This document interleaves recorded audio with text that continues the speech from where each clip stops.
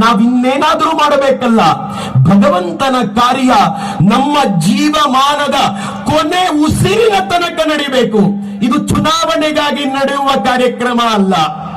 ಇದು ಭಗವಂತನ ಕಾರ್ಯ ಜೀವನದ ಕೊನೆ ತನಕ ನಡೆಯಬೇಕಾದ ಕಾರ್ಯ ಆಗಿರೋದ್ರಿಂದ ಈ ಸಂಘಟಿತ ಸಮಾಜ ಶಕ್ತಿಗೆ ಒಂದು ಒಳ್ಳೆಯ ರೂಪ ಕೊಡಬೇಕು ಅನ್ನುವ ಆಲೋಚನೆಯಲ್ಲಿ ಇವತ್ತು ಅನಾವರಣಗೊಳ್ತಾ ಇದೆ ಒಂದು ಸುಂದರವಾದ ಸಂಘಟನೆ, ಪುತ್ತಿಲ ಪರಿವಾರ ಅಂತ ಅದರ ಹೆಸರು.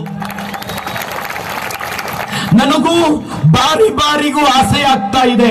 ಗುರುಜಿ ಗೋಳ್ವಲ್ಕರ್ ರಂತಹ ಮಹಾನ್ ತಪಸ್ವಿಗಳು ನಿರ್ಮಾಣ ಮಾಡಿದಂತಹ ಹಿಂದೂ ಸಂಘಟನೆಗಳು ಒಡೆದು ಹೋಗಬಾರದು. ನಮ್ಮ ಸಂಘದ ಎಲ್ಲಾ ಶಾಲೆಗಳಲ್ಲಿ ಮಕ್ಕಳು ದೀಪ ಉರಿಸುವಾಗ ಒಂದು ಅದ್ಭುತವಾದ ಶ್ಲೋಕವನ್ನ ಪಠನ ಮಾಡ್ತಾರೆ. ಆ ಶ್ಲೋಕ ನೀವು ಕೇಳಿದ್ದೀರಿ, ಆದರೂ ನೆನಪು ಮಾಡ್ತಾ ಇದ್ದೇನೆ. ಶ್ಲೋಕದ 2ನೇ ಸಾಲು,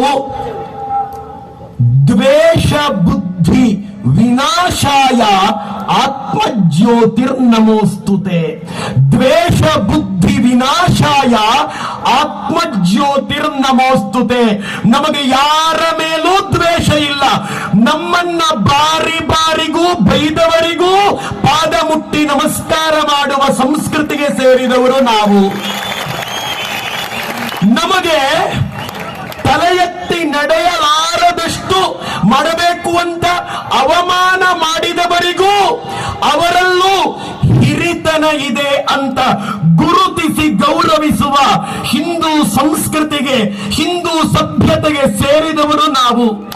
ಇಂತಹ ಪುತ್ತಿಲ ಪರಿವಾರ ಬರೀ ಚುನಾವಣೆಯಲ್ಲ, ಭಗವಂತನ ಸೇವೆ ಅಂತಂದ್ರೆ ಬರೀ ಚುನಾವಣೆಯಲ್ಲ, ಚುನಾವಣೆಯೂ ಹೌದು, ರಾಜಕೀಯವನ್ನು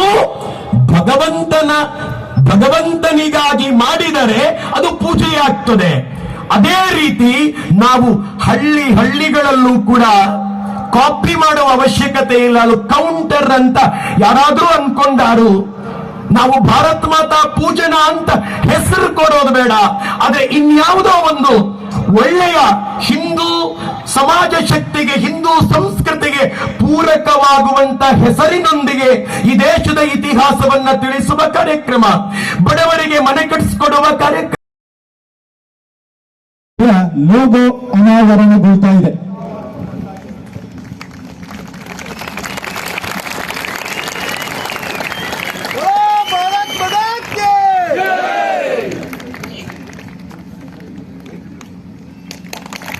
ಪುತ್ತಿಲ ಪರಿವಾರ ಎಂಬ ಸಂಘಟನೆಯ ಲೋಗೋ ಅನಾವರಣಗೊಂಡಿದೆ. ಎಲ್ಲ ಕಾರ್ಯಕರ್ತರ ಮುಂದೆ ಈ ಸಭಾ ವೇದಿಕೆಯಲ್ಲಿ ಪುತ್ತಿಲ ಪರಿವಾರ ಎಂಬ ಸಂಘಟನೆಯ ಲೋಗೋ ಅನಾವರಣಗೊಂಡಿದೆ.